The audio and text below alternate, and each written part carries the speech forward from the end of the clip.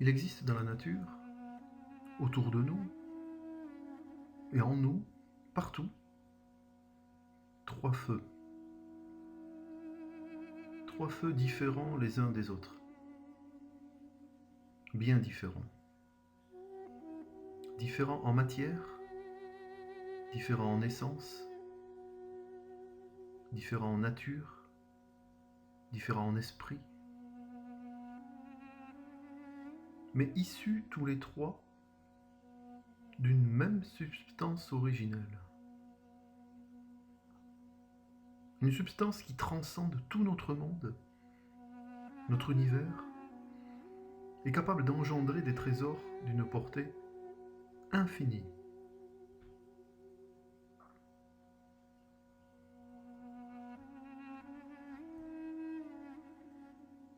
Le premier feu, c'est le feu matériel, le feu vulgaire, celui que l'on voit, que l'on sent, que tout le monde connaît, et que tout le monde maîtrise, ou presque.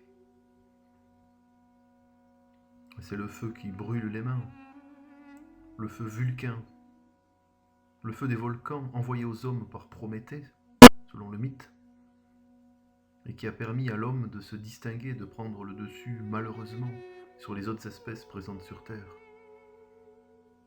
animales, végétales. Une allumette, un briquet, c'est simple, ça paraît simple, mais essayez de l'obtenir seul dans les bois, isolé de tout. Vous verrez que ce n'est pas si facile.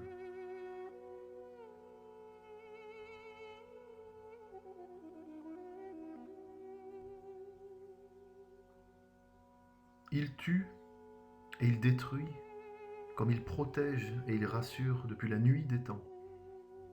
Et il continuera tant que la vie existera sur Terre. Nous sommes tous marqués par ce feu. Sans lui, rien ne peut exister.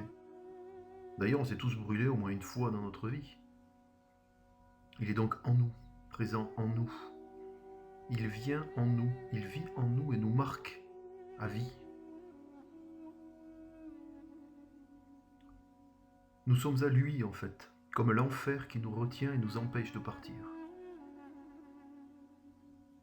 Prométhée qui nous donne ce feu, c'est peut-être finalement Prométhée qui nous plonge dans les enfers et nous en retient prisonniers. Si la terre n'était qu'un enfer.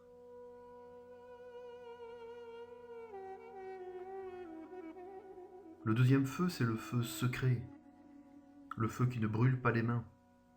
C'est le feu spirituel. On ne le voit pas, mais on le ressent à l'intérieur de nous. Il est en nous, lui aussi.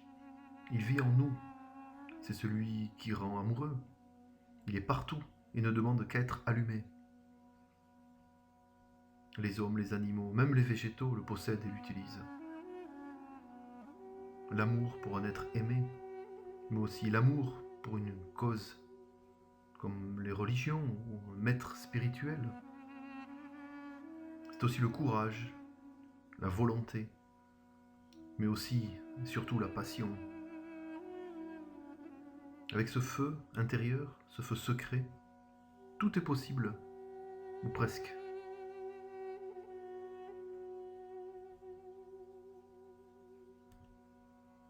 Et comme le premier, il est à l'origine lui aussi de nombreuses créations et destructions, de vastes monuments bâtis par amour, le Taj Mahal, les tombeaux des pharaons, aux guerres de religion, de races les plus terribles.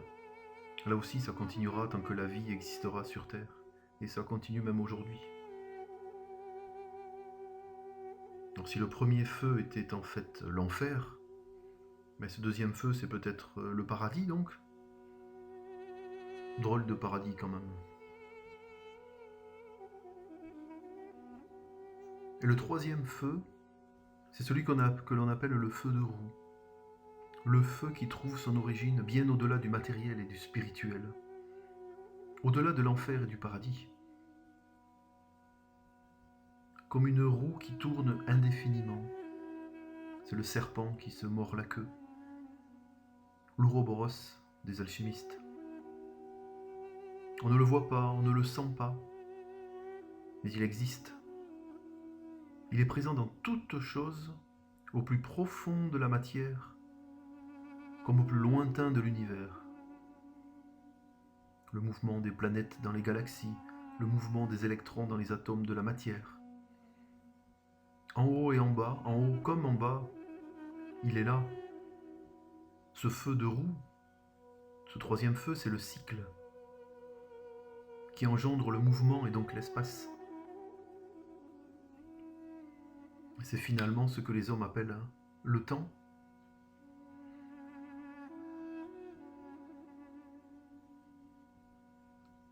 Et comme le premier et le deuxième, il est à l'origine lui aussi de nombreuses créations, de nombreuses destructions, des restes d'anciennes civilisations, la vie, la mort, du matériel, du spirituel, même l'être humain, la jeunesse, la vieillesse, toutes des créations du temps.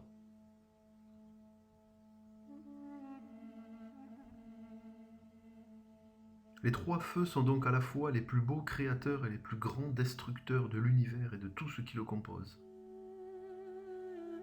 Et comme tout est un, que tout est issu d'un, les trois feux ne seraient donc qu'un. Ils sont liés, oui. Et cela s'explique et se montre assez aisément. La chaleur créée par le premier feu issu des flammes, cette chaleur qui peut engendrer le feu secret, cette chaleur engendrée aussi par le mouvement et par le temps. Les expressions le disent bien. Je suis chaud, ou allumer quelqu'un, tout feu, tout flamme.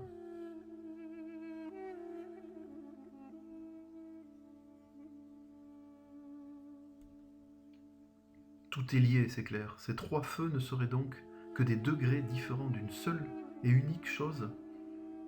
Et cette chose, c'est bien sûr la vibration. La vibration à l'origine du feu vulgaire, du feu secret et du feu de roue. Vibration matérielle et vibration spirituelle. Suivant son amplitude et sa fréquence, tout peut rentrer en résonance. C'est cette résonance qui est à l'origine des grandes créations et donc des grandes destructions.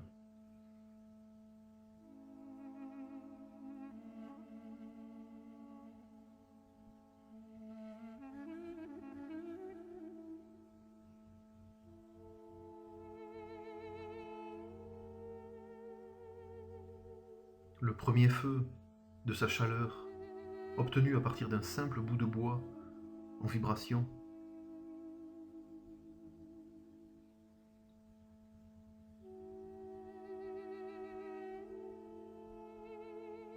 Le deuxième feu, ce feu secret, sa passion, obtenue par vibration, qui nous fait monter jusqu'au nirvana. Résonance des corps, résonance des esprits.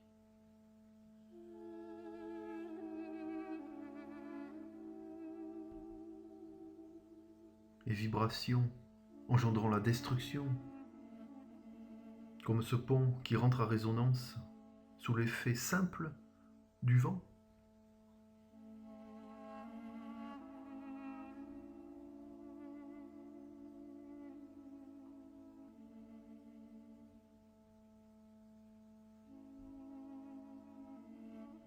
Tout n'est que vibration et résonance. Tout est un est tout.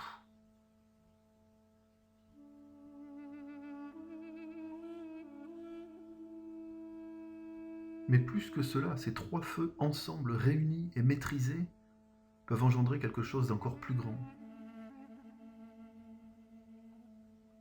Un trésor recherché depuis la nuit des temps, au-delà de l'argent, au-delà du pouvoir, au-delà des religions, au-delà du matériel comme du spirituel, au-delà même de l'humanité, de la création et de la destruction. Bien au-delà, depuis toujours, de toutes les civilisations, entre l'enfer et le paradis, ou le mariage de l'enfer et du paradis. Un trésor qui transcende le temps et l'espace, la vie et la mort, c'est le Graal, le vrai Graal, celui qui permet l'immortalité et l'éternité.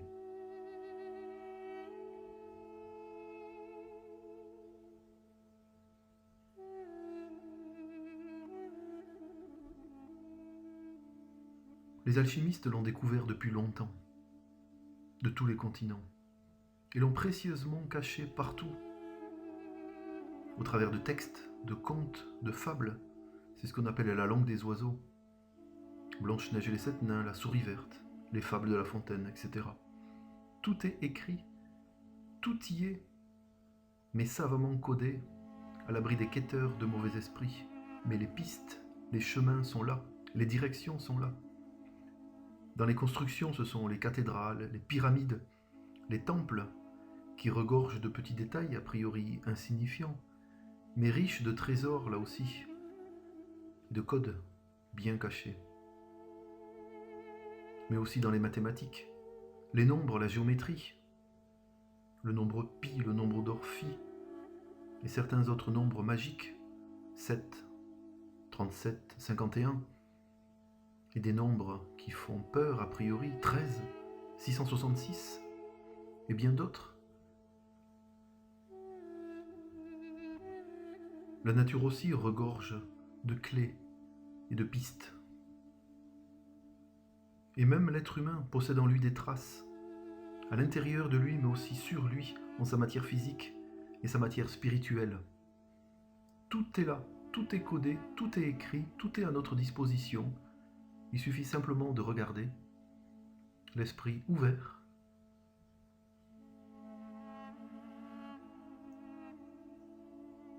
Et donc il suffit d'avoir les bonnes clés matérielles et spirituelles et d'ouvrir les bonnes portes avec le bon mode d'emploi. Les clés pour ouvrir à la fois l'enfer et le paradis, pour en déceler les trésors, et ces clés qui est le gardien, les clés de la porte, c'est bien sûr Saint Pierre, ou plutôt la Sainte Pierre. La Sainte Pierre possède donc en elle ces 3 feux.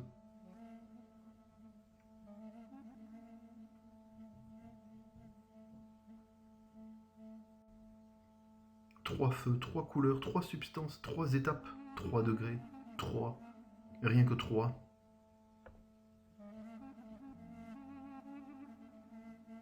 Les voici.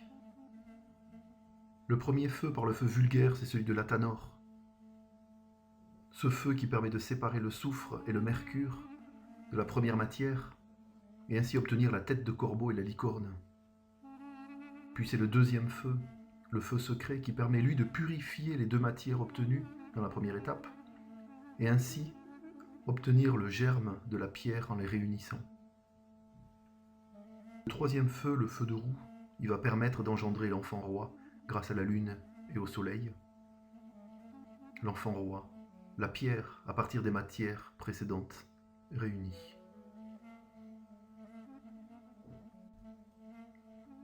Quelle que soit la voie empruntée, la voie sèche, la voie humide, la voie royale, sur le chemin spirituel comme sur le chemin matériel, ces 3 feux sont donc un seul feu pour une seule matière dans un seul vaisseau.